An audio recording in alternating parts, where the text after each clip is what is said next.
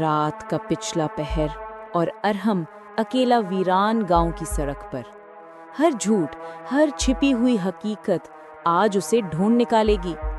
अंधेरों में कुछ छुपा है और वो सब कुछ सुन रहा है। क्या अरहम अपने सच का सामना कर सकेगा या गांव में हमेशा के लिए फंस जाएगा? चले कहानी की तरफ बढ़ते हैं। रात का पिछला पहर था। अंधेरा इतना कि हाथ को हाथ नजर न आए।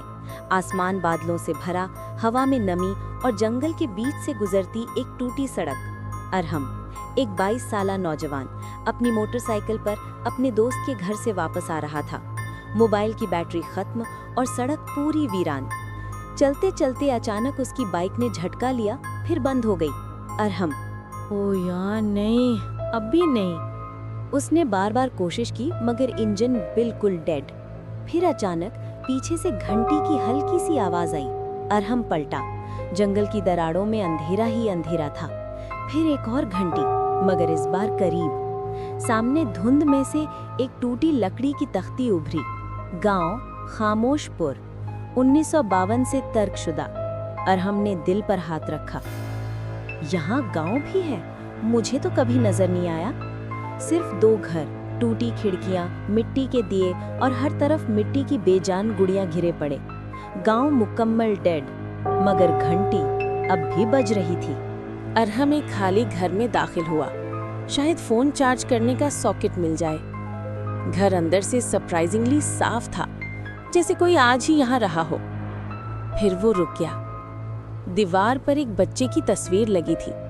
चेहरा धुंधला, मगर हाथ में वही घंटी। उसके नीचे लिखा था, जो सच ना बोले वो हमें सुनाई देता है। अरहम के हाथ कांप गए। ये कैसा गांव है? उसी वक्त दरवाजा खुद ब खुद बंद हो गया। पीछे से हल्की सी सांसों की आवाज आई। अरहम ने आहिस्ता से मुड़कर देखा।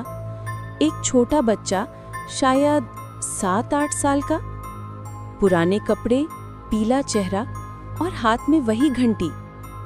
बच्चे ने बगैर पलक झपकाए पूछा, आप झूठ तो नहीं बोलते ना? अरहम का गला खुश्क हो गया। नहीं, मैं झूठ नहीं बोलता। घंटी बजी। बच्चे ने सर नीचे करके आहिस्ता कहा, आपने झूठ बोला है, यहाँ कोई झूठा नहीं बचता।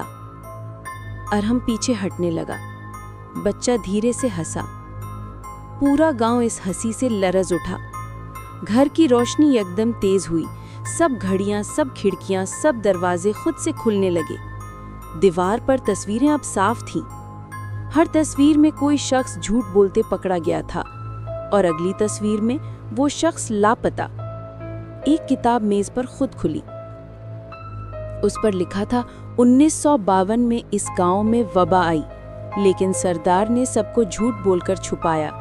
पूरा गांव मर गया, लेकिन रूहें आज भी झूठ की आवाज सुनती हैं और उसे खत्म कर देती हैं। अरहम का दिल धक धक। अरहम ने बाहर भागने की कोशिश की, मगर गांव बदलने लगा। गलियां तवील होती गई, घर एक दूसरे से जुड़ने लगे जैसे मेज हो। पीछे से बच्चे की आवाज आई, सच बोल दो वरना तुम भी यहीं रह जाओगे। अरहम ने चीखा, हाँ, मैं अक्सर झूठ बोलता हूँ। मैंने आज अपनी माँ से भी झूठ बोला था कि मैं घर जल्दी आ जाऊंगा। मैं मानता हूँ। घंटी बंद हो गई। बच्चा करीब आया। उसके चेहरे पर पहली बार नरमी आई। देर से सही, पर तुमने सच बोल दिया। जाओ। गांव के दरवाजे तक रास्ता खुद बन गया। सीन 7, निजात। अरहम बाहर निकला तो अचानक दुनिया वापस नॉर्मल थी। सड़क, हवा, आसमान सब वैसा ही। और उसकी बाइक खुद चल पड़ी। अरहम जैसे सदियों बाद आजाद हुआ हो। वो तेजी से घर पहुंचा, माँ के पास बैठा और पहली बार सच्चाई से जिंदगी जीने का फैसला किया। बाहर कहीं दूर घंटी की हल्की सी आवाज आई, मगर अब वो धमकी नहीं थी, सिर्फ एक याद दहानी थी। मॉरल: झूठ कभी छोटा नहीं होता। सच्चाई शायद तकलीफ दे, मगर झूठ पूरी जिंदगी को अंधेरे में बदल देता है।